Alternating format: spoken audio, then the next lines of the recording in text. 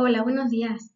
Mi nombre es Isabel Miriam Mato Cosías, soy doctora en Psicología por la Universidad de Cádiz, formación y experiencia en el ámbito sanitario y también formación curricular específica del ámbito clínico a través del máster en Psicopatología Infanto-Juvenil y Psicología Clínica y Salud.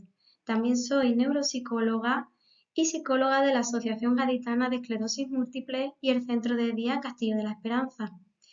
He preparado esta presentación para hablar sobre un tema que creo que es bastante importante hoy día, que son las emociones. Y es más, me parece muy significativo y relevante que en el ámbito social en general y educativo cada vez se le está dando más importancia a la educación en este ámbito, ya que conocer las emociones, entenderlas y sobre todo las nuestras propias es una herramienta indispensable para favorecer las relaciones interpersonales saludables y también nuestra propia gestión emocional a la hora de afrontar pues los distintos obstáculos que se nos presentan en la vida y sobre todo también para favorecer el crecimiento personal, el desarrollo del ser humano. Pues, ¿qué son las emociones? Las emociones, para empezar, hay que diferenciarlas de los sentimientos. Esto lo voy a matizar en una próxima diapositiva. Las emociones son una respuesta que nosotros experimentamos como sensaciones físicas, es decir, una reacción fisiológica automatizada que se desencadena ante un estímulo que puede ser externo a nosotros, es decir, un acontecimiento, algo que suceda, y también puede desencadenarlo un estímulo interno, como por ejemplo una sensación física o un pensamiento. La emoción la experimentamos de forma totalmente subjetiva, porque aunque suelen ser automatizadas, hay una parte de nosotros que es consciente o puede ser consciente de todo lo que desencadena esta emoción en profundidad. Porque aunque cuando nacemos y somos pequeñitos, esta respuesta prácticamente es innata, es cierto que a medida que crecemos se asocian a estas emociones desencadenantes más complejos y a veces incluso, como he dicho antes, pensamientos o ideas que están en nuestro subconsciente grabados y que no nos damos cuenta de hasta qué punto nos afectan. Las emociones son adaptativas, es decir, no hay emociones buenas ni malas. Por muy desagradables que nos puedan resultar, todas son necesarias y nos empuja hacia una acción concreta. Básicamente se distinguen 6 emociones esenciales, o por lo menos son las que se han identificado hasta la actualidad o las que se clasifican como más importantes, ¿no? Por ejemplo, la ira. La ira es una emoción que empuja hacia la acción, por lo general ante un estímulo que puede ser peligroso para nosotros en potencia. La alegría, todo lo contrario, es una emoción que te empuja a la expansión, al acercamiento, a tomar conciencia de que esa cosa buena que despierta tu alegría la tienes que experimentar y vivir. El asco es una emoción que despierta una conducta de rechazo, de alejamiento. Asco nos pueden dar insectos o instintivamente objetos que pueden ser peligrosos. Por ejemplo, un alimento contaminado que a lo mejor en el momento en que lo vemos nos despierta asco. ¿Por qué? Porque puede ser peligroso para nosotros. La tristeza. La tristeza es una emoción que para mí tiene mucha relevancia porque la tristeza nos empuja hacia el recogimiento y la autoobservación.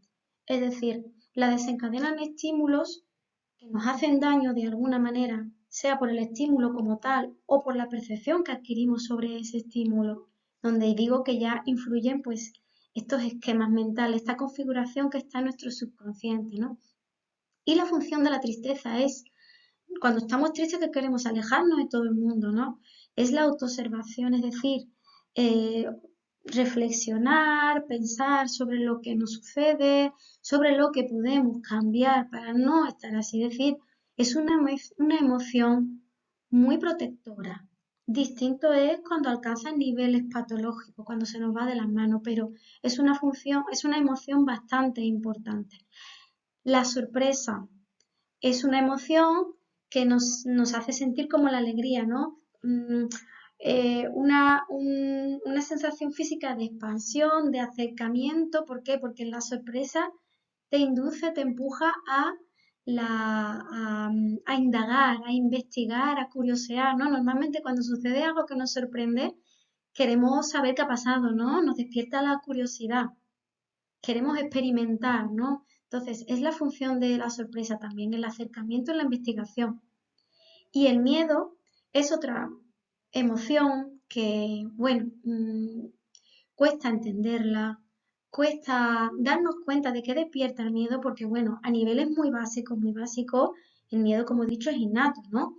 El fuego, algo que nos puede hacer un daño físico. Lo que pasa es que la respuesta fisiológica del miedo y la respuesta psicológica del miedo acaba asociándose a estímulos concretos que de ahí, por ejemplo, tienen lugar las fobias, ¿no? Cuando adquirimos un miedo, pues por ejemplo, hemos tenido una experiencia muy negativa con algún animal, que por lo general en el día a día pues, puede ser inofensiva, ¿no? Pero por esa experiencia intensa generamos un miedo condicionado.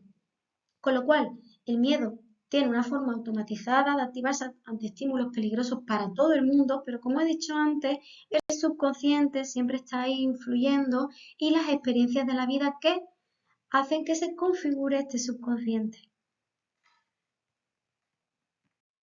Como he dicho antes, voy a matizar la diferencia entre emoción y sentimiento.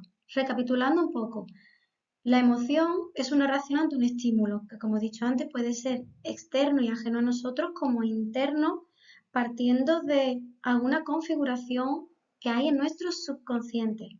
Las emociones son respuestas fisiológicas intensas y muy rápidas, es decir, se activan antes de que ni siquiera nos demos cuenta y actúan, por supuesto, mucho antes que la razón.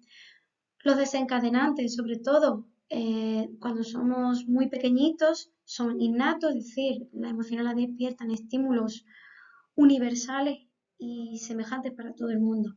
Distinto es, como he dicho antes, pues a base de la experiencia de vida, la configuración que vaya adquiriendo en nuestro subconsciente este estímulo que desencadena la emoción.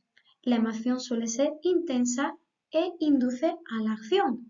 Resumiendo mucho, al enfrentamiento en el caso de la ira, al alejamiento en el caso del asco, al acercamiento y también a repetir ese estímulo en el caso de la alegría, a la tristeza, en la tristeza induce al recogimiento y en el miedo induce también al alejamiento, ¿no? Igual que el asco, pero alejamiento con un matiz más evitativo, más protector. Si hablamos de los sentimientos, lo primero que hay que decir es que son más estables y sostenidos en el tiempo.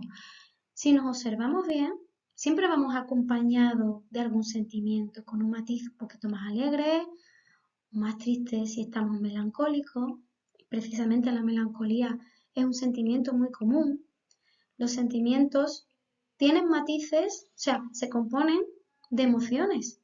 Por ejemplo, la melancolía. La melancolía tiene una combinación de alegría con tristeza, ¿no? Es decir, alegría en el sentido porque se suele activar ante el recuerdo de algún momento feliz, una situación agradable, y tristeza, ¿no? Porque suelen ser acontecimientos pues, que sabemos que no se van a repetir, ¿no?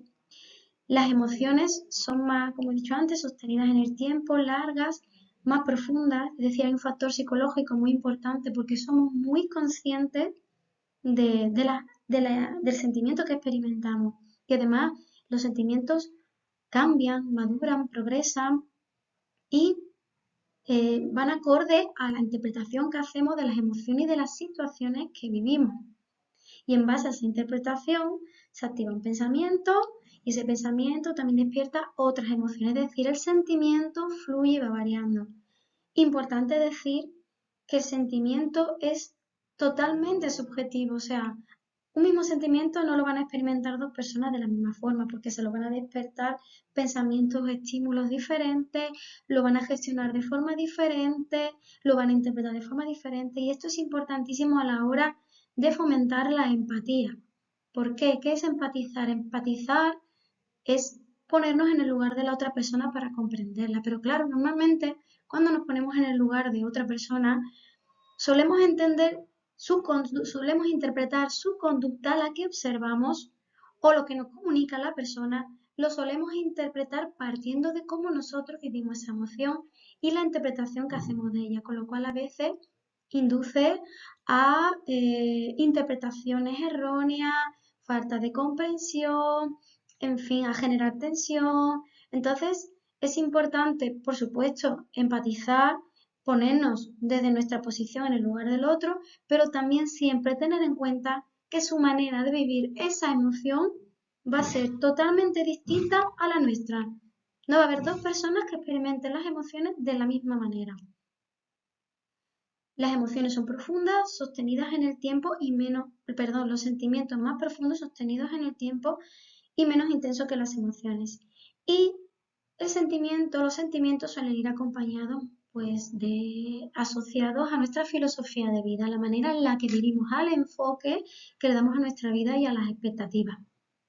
La verdad es que los sentimientos se trata de una temática bastante compleja y bueno, una presentación no da para hablar de todas las que hay, ¿no? Porque he mencionado la melancolía, pero bueno, el amor, el orgullo y tantísimas que hay. Me parecería genial que me sugirierais sentimientos y yo desarrollar, una presentación o una charla hablando sobre lo que sé de ese sentimiento más mi percepción personal. Aquí voy a profundizar un poquito más en las emociones y los sentimientos. Ahora menciono ambas porque la barrera que distingue una de otras es casi invisible, es decir, un sentimiento se compone de muchas emociones de una forma menos intensa, sostenidas en el tiempo y realmente son dos ámbitos que nosotros experimentamos de forma conjunta. Entonces, esta descripción que voy a hacer ahora abarca tanto a las emociones como a los sentimientos. Como he mencionado antes, tanto a las emociones como a los sentimientos lo desencadena un estímulo externo, es decir, un acontecimiento, o interno, sea algo que tenemos automatizado, una experiencia, un esquema mental y despierta la emoción y en consecuencia puede ir asociado un sentimiento. Entonces, la emoción más intenso, el sentimiento más prolongado. ¿Qué pasa? Que tanto la emoción como el sentimiento nos induce a una acción, como he dicho antes.